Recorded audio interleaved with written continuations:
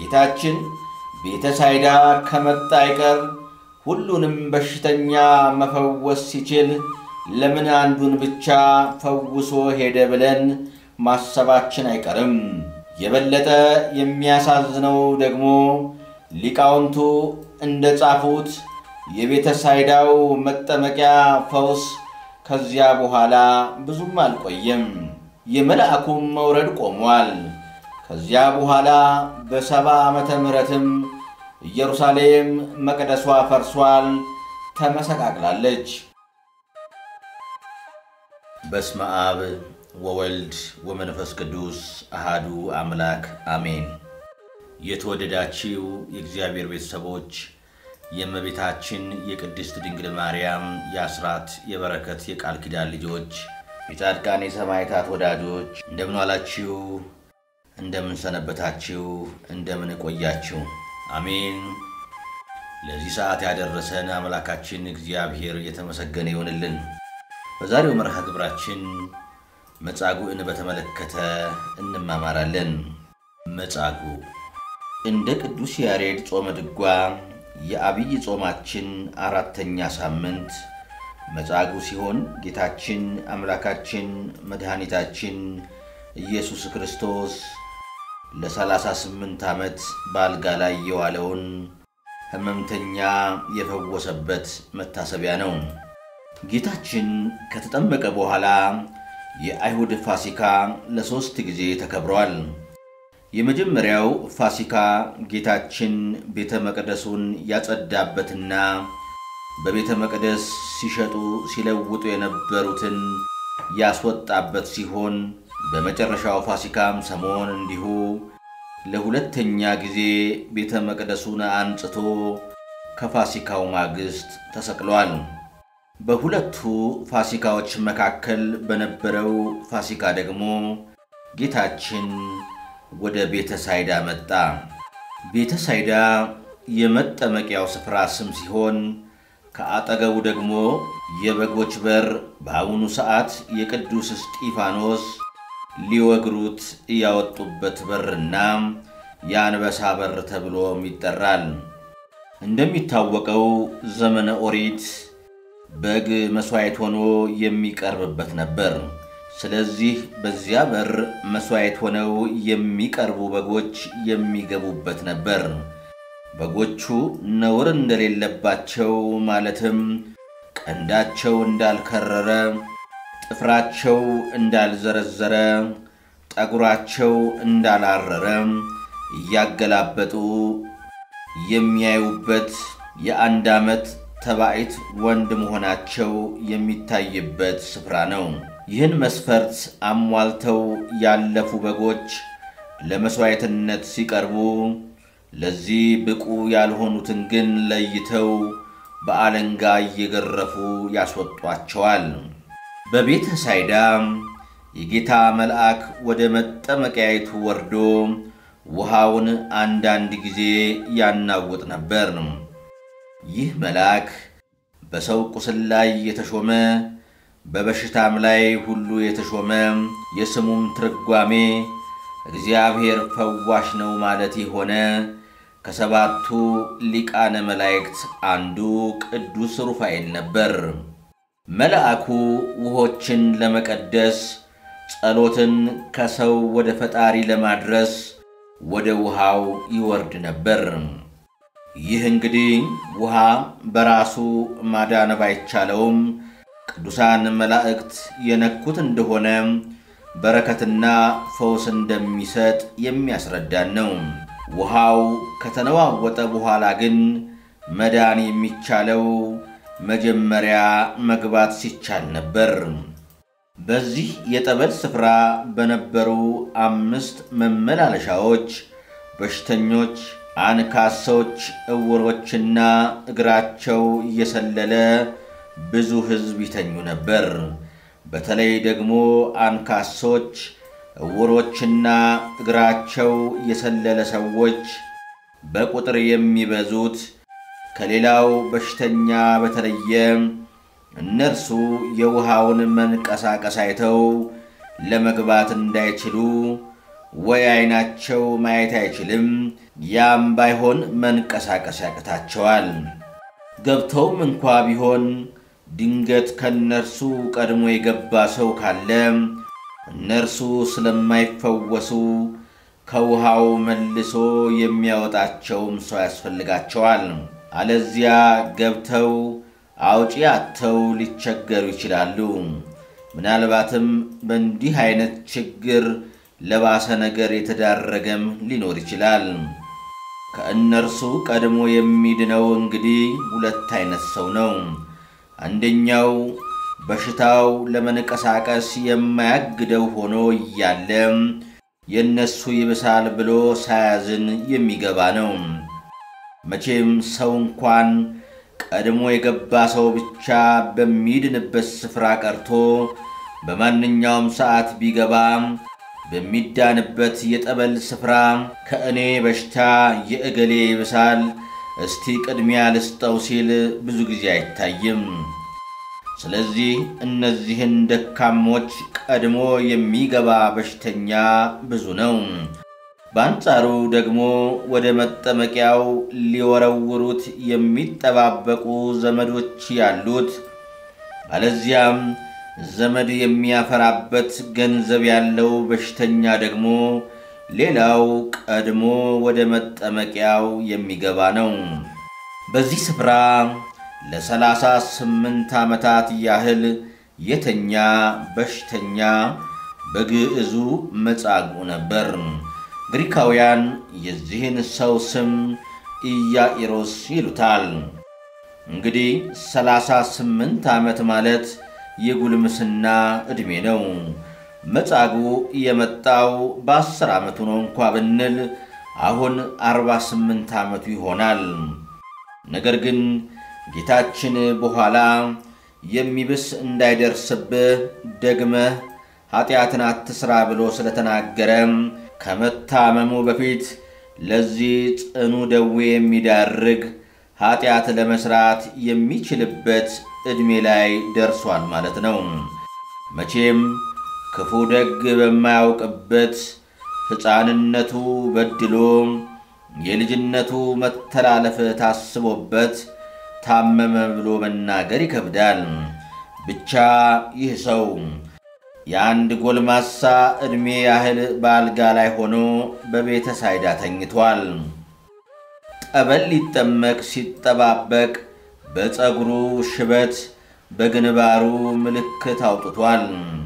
ጌታችን ኢየሱስ ክርስቶስ በቤተልሔም ግርግም ውስጥ ሲወለድም ይህ በሽተኛ በዚሁ መጠመቂያ ስፍራ ነበረ። ድንግል ማርያም የወለደችውን ሕፃን በበረት ውስጥ ስታስተኛው ይህ በሽተኛ አልጋው ላይ ከተኛ 6 ዓመት ደፍኖ ነበር። ከሁሉ የሚያሳዝነው ነገር ደግሞ ይህ ሰው አልጋው ላይ ሆኖ እጅግ ብዙ ሰዎች ሲፈወሱ መመልከቱ ነው። ከእርሱ በኋላ መጥተው ከእርሱ በፊት ድነው የሚሄዱ ሰዎችን ማየት እንዴት ይከብደው ይሆን? እንደርሱ ብዙ ዘመን የቆዩት ሲድኑ ሲያይ ተስፋው ሊለመልም ይችላል። በመጡ በአጭር ጊዜ ዘመደ ብዙ በመሆናቸው ብቻ የሚድኑ ሰዎችን ሲያይ ግን ልቡ በሐዘን ይሰበራል። ዓመቱ በረዘመ ቁጥር ተስፋ ቆርጦ ቤተ ሳይዳን ቤቴ ብሎ ከመኖር በስተቀር ምንም የሚታየው ነገር አይኖርም። እግዚአብሔርን በመከራው ውስጥ ተስፋ ያደረገ ይጽናናል እንዳንል ደግሞ እንደ ጻድቁ ኢዮብ ወይም እንደ በሽተኛው አልዓዛር ከእግዚአብሔር ጋር የጠበቀ ግንኙነት የነበረው ቢሆን ኖሮ መቼ ለዚህ በሽታ የሚዳርገው ኃጢአት ይሰራ ነበር። ስለዚህ በቃለ እግዚአብሔር ይጽናናል ማለትም ያስቸግራል። ያም ሆነ ይህ ሰው እጅግ ተሰቃይቶ ነበር። ጌታችን የዚህን ሰው ችግር ብቻ ሳይሆን ብዙ ዘመን እንደዚህ እንደነበር ያወቀው ማንም ሳይነግረው ነበር። በሽታውን ከመንስኤው አስቀድሞ ያውቃልና ወደዚህ የብዙ ዓመታት በሽተኛ መጣና ልትድን ትወዳለህን አለው። ጌታችን የሚፈልገው ይህንን ሰው መፈወስ እንጂ የራሱን ማንነት ማሳየት ስላልነበረ ላድንህ ትወዳለህን አላለውም። በዚያ ላይ ይህ ሰው የጌታን ማንነት አያውቅም። ጌታችን ስታምኑብኝ ብቻ ነው የምፈውሳችሁ የሚል አምላክ አይደለም። ለሁሉ ፀሐይን የሚያወጣ ለሁሉ ዝናምን የሚያዘንም አምላክ ይህንን ሰውም ለመፈወስ እስኪያምነውም አልጠበቀም። ይህ በሽተኛ ልትድን ትወዳለህን ሲባል የሰጠው መልስ እጅግ የሚያስገርም ነው። እንደሚታወቀው በሽታ አመል ያጠፋል። በሽታው በቆየ ቁጥር ደግሞ መራር ያደርጋል። ሰዎች በበሽታ ሲፈተኑ በሰው በፈጣሪም ላይ ብዙ የምሬት ንግግር ሊናገሩ ይችላሉ። ጌታችን ልትድን ትወዳለህን ብሎ ሲጠይቀው ታዲያ መዳን ባልፈልግ ጠበል ቦታ ምን አስቀመጠኝ እያየኸኝ አይደል ወዘተ ብሎ ብዙ ያለፈ ንግግር ሊናገር ይችል ነበር።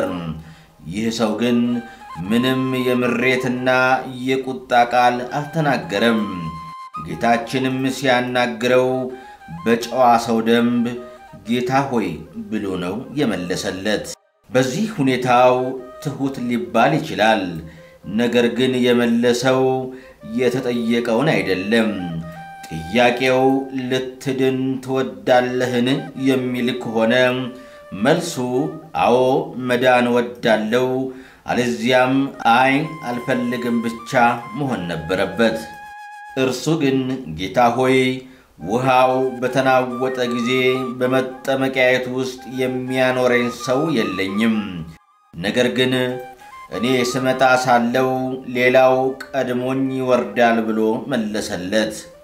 እንግዲህ የጌታችንን ማንነት ባይረዳውም ጌታችን በወቅቱ 32 ዓመቱ ነበርና ምናልባት ወደ መጠመቂያው ሊጨምረኝ አስቦ ይሆናል።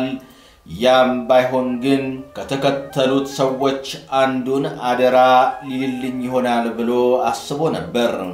ሰው የለኝም ብሎ የ38 ዓመታት ብሶቱን ተናገረ።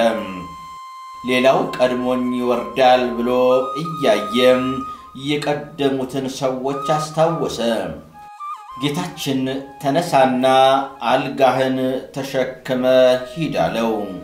ባላሰበው ባልጠበቀው መንገድ ፈወሰው። ይህ ሰው 38 ዓመት ሙሉ ሲጠባበቃት የነበረችውን የቤተ ሳይዳ ጠበል ሳያገኝ በመላእኩ መውረድ ሳይሆን በመላእክት ፈጣሪ ቃል ተፈወሰ። ገባሬ መላእክት ክርስቶስ ራሱ መጥቶ አዳነው።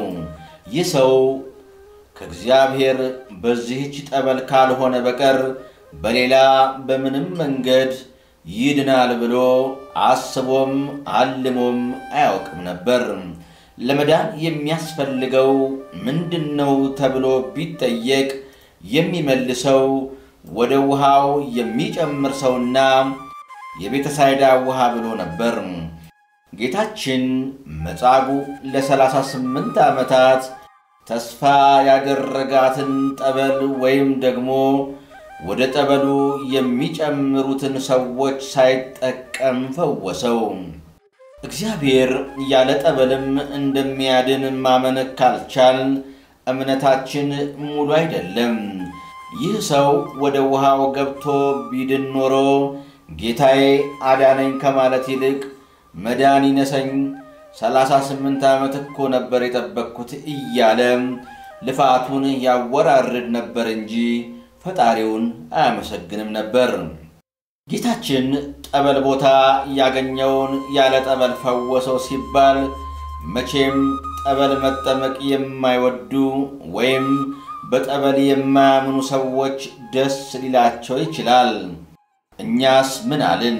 ጌታ እኮ ይህን በሽተኛ ጠበል ቦታ አግኝቶ እንኳን የፈወሰው ያለ ጠበል ነው ብለው ባቀበልናቸው በትር ሊመቱን ይፈልጉ ይሆናል።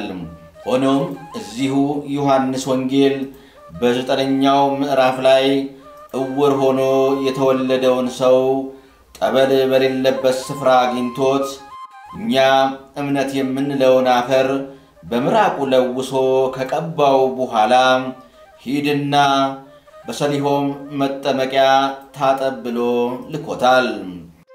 ጠበል ምንም የማያስፈልግ ቢሆን ኖሮ አይነ ስውሩን ሰው ወደ ወንዝ ወርደ ተጠመቅ ብሎ አይልከውም ነበር። ዛሬም ለታመሙ ሰዎች ጠበል ሄዱ ብለን ስንመክር ክርስትና ያልገባን ክርስቶስን የማናውቅ የሚመስለው ይኖራል። አሁን ባየነው ታሪክ ውስጥ ግን ለበሽተኛው ጠበል ሄደ ተጠመቅ ብሎ የመከረው ራሱ ጌታችን ኢየሱስ ክርስቶስ ነው።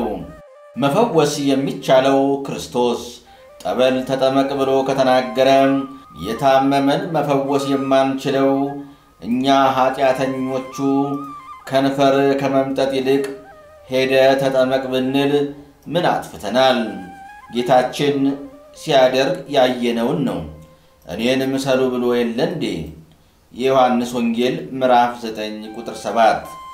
በእነዚህ ሁለት ታሪኮች ግን ጌታችን ሲፈልግ በጠበል ሲፈልግ ያለ ጠበል፣ ሲሻው በምክንያት ሲሻው ያለ ምክንያት፣ ሲፈልግ በጠበል ሲፈልግ በሕክምና፣ ሲፈልግ በቃሉ ሲፈልግ በዝምታ፣ ሲፈልግ በቅዱሳን መላእክቱ ሲፈልግ ያለ ቅዱሳን መላእክቱ ማዳን እንደሚቻለው እንረዳለን።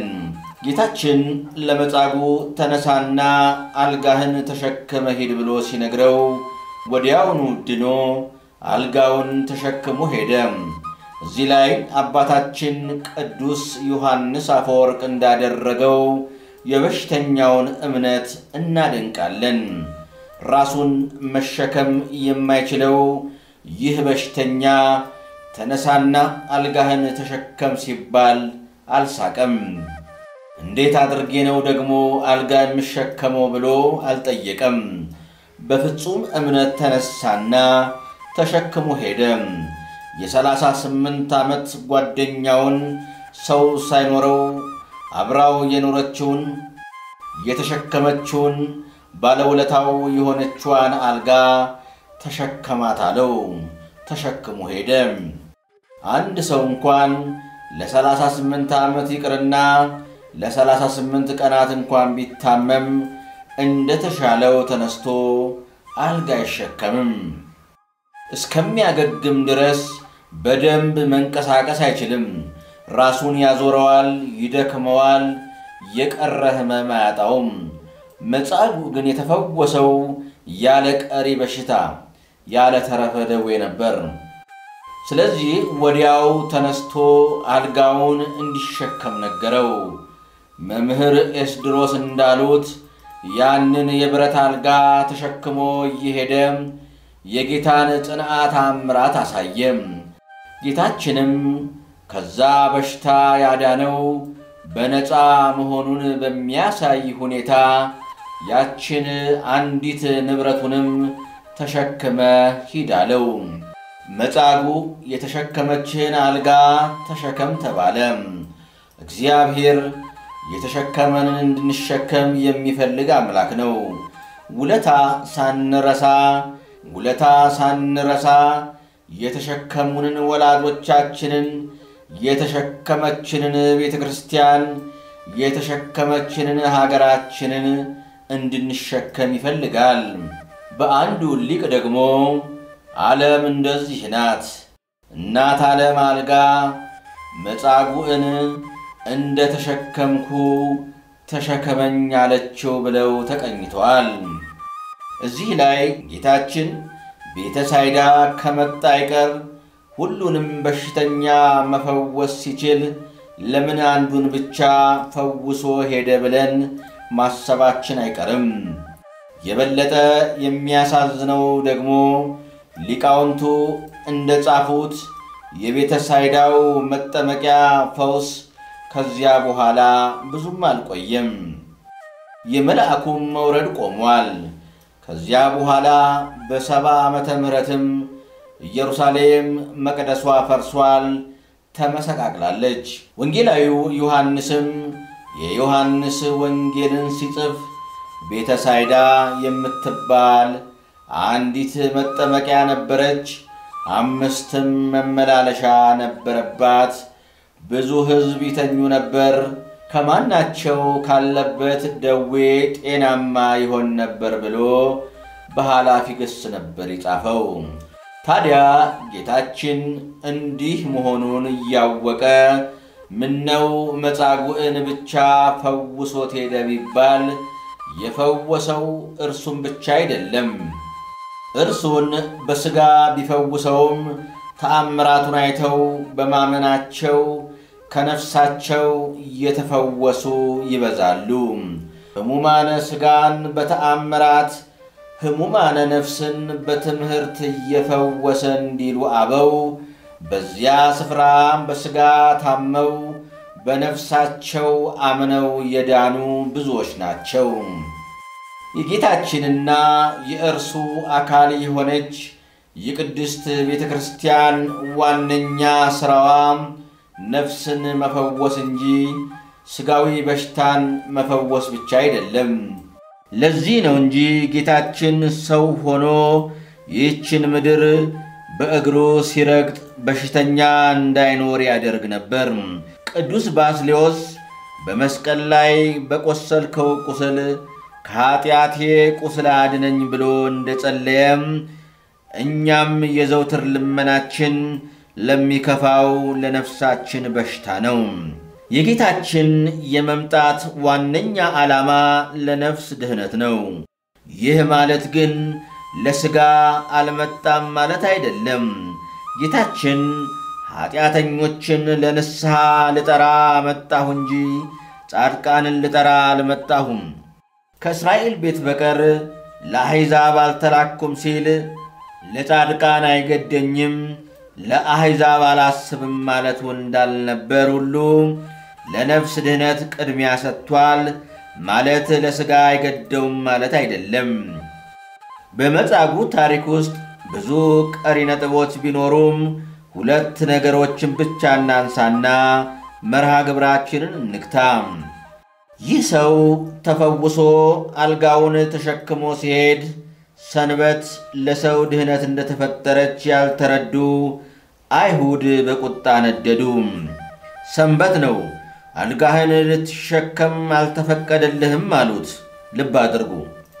ይህ ሰው በቤተሳይዳ 38 ዓመታት ሙሉ ሲማቅቅ እንደኖረ የሰውን ገመና አዋቂ ነን ባዮቹ አይሁድ ይቅሩና ቤተሳይዳን የረገጠ ሰው ሁሉ ያውቃል።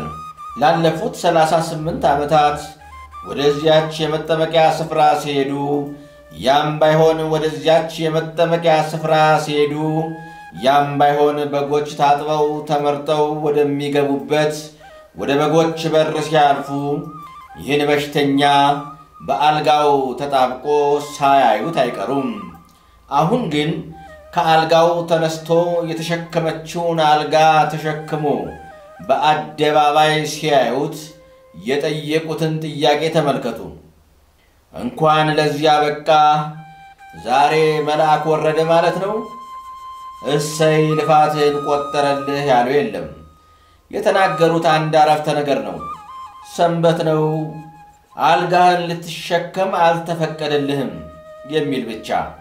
በአይሁድ አይን ድኖ 38 ዓመት የተኛበትን አልጋ ከመሸከሙ ይልቅ ሰንበት ማፍረሱ የሚያስደንቅ ትልቅ ዜና ነው። መጻጉዕ ያዳነኝ ያ ሰው አልጋህን ተሸከመኝ አለኝ አላቸው። እስቲ በደንብ አስተውሉ። እነዚህ ሰዎች ይህን በሽተኛ ፈጽሞ አያውቁትም ነበር እንበል። እንደዛ ከሆነ ያዳነኝ ሰው ሲላቸው ከምንድን ነው የምትድነው? ምን ሆነ ነበር? ከየት ነው የመጣኸው? ይሉ ነበር። ነገር ግን ጠንቅቀው ያውቁታል። መዳኑን ማየት አልፈለጉም እንጂ ማን እንደሆነ ጠንቅቀው ያውቁታል። ከዚያም ያዳነኝ ያ ሰው አልጋህን ተሸከመኝ አለኝ ሲላቸው አልጋህን ተሸክመ ሂድ ያለ ሰው ማን ነው ብለው ጠየቁት። እስቲ ጥያቄና መልሱ ውስጥ ያለውን ሽሽት እንመልከት። ያዳነኝ ሰው አልጋህን ተሸከመ አለኝ ለሚለው መልስ ተከታዩ ጥያቄ ማን ነው ያዳነህ የሚል ነበር። እነሱ ግን የጌታን የማዳን ሥራ ላለመስማት ጆሮአቸውን ደፍነው ስለነበር አልጋህን ተሸከም ያለህ ማን ነው አሉ። የማዳኑን ሥራ እያዩ ከማመን ይልቅ መከራከር፣ ከማድነቅ ይልቅ የትችት ሰበብ መፈለግ እንግዲህ ጌታን የሰቀሉ የአይሁድ ጠባይ ነው። የመጨረሻው ነገር መጻጉዕ ከዚህ በኋላ ወደ አይሁድ ሄዶ ጌታን መክሰሱንና ለጌታ ሞት የመማከራቸው ምክንያት መሆኑ ነው። ይህ ሰው የሚብስ እንዳይገጥምህ ደግመህ ኃጢአትን አትስራ ብሎ ጌታ ቢያሳስበው አልሰማም። ጌታ በተያዘበት በምሴተ ሐሙስ ለሊቀ ካህናቱ አግዞ ጌታችንን በጥፊ መታው። ጌታችንም ክፉ ተናግሬ እንደሆነ ስለ ክፉ መስክር፣ መልካም ተናግሬ ከሆነ ግን ስለምን ትመታኛለህ አለው። የዮሐንስ ወንጌል ምዕራፍ 18 ቁጥር 23። አልጋህን ተሸክመ ሂድ ከማለት በቀር ክፉ ቃል ተናግሬ ከሆነ መስክርብኝ፣ የተናገርኩ መልካም ሆኖ ሳለ ስለምን ትመታኛለህ ማለቱ ነበር። ጌታችን በማግስቱ ያ ሁሉ ጅራፍና ግርፋት ሲደርስበት አንድም ጊዜ ለምን ትመታኛለህ ብሎ አልተናገረም። የመጻጉዕ ጥፊ ይህን ያህል ዘልቆ የተሰማው ለምንድን ነው? የመጀመሪያው ምክንያት ከቤተ ሳይዳ ከበጎች በር ጋር የተያያዘ ነው። ጌታችን የዓለምን ኃጢአት የሚያስወግድ የእግዚአብሔር በግ ነው። በበጎች በር አልፎ የመጣው ንጹሕ ባህሪ እንደሆነ ለማስረዳት ነበር። ለዚህም ነው ንጽሕናው ዋነኛው ምስክር ፈውስን የሰጠው ይህ በሽተኛ ነበር። እርሱ ግን መታው። በቤተ ሳይዳ ክፉ ቃል ተናግሬ ከነበር መስክርብኝ ማለቱ ነውር የሌለብኝ ለመስዋዕት የተዘጋጀው በግ ነኝ ለምን ትመታኛለህ ማለቱ ነበር። ሁለተኛው ምክንያት ደግሞ ከሮማውያን ግርፋት በላይ ለጌታ ዘልቆ የሚሰማው ባዳነው ሰው መመታቱ ስለሆነ ነው። ውድ የመክሊት ዘተዋሕዶ ዩቲዩብ ተከታታዮች መጻጉዕ ከ38 ዓመት በሽታ ብቻ ዳነ። እኛ ግን የዳነው ከ5500 ዓመታት በሽታ ነበር። ጌታችን እኛን ያስነሳን ከሲኦል አልጋ ነው። ከሌላው ሰው ይልቅ እግዚአብሔር የኛ ዱላ ይሰማዋል። ይህም ዱላ ኃጢአታችን ነው። እግዚአብሔር ዛሬም ድረስ ለእያንዳንዳችን ይጠይቃል፣ ለምን ትመታኛለህ? ያስተማረን የመከረን እግዚአብሔር አምላካችን የተመሰገነ ይሁንልን። ወስብሐት ለእግዚአብሔር።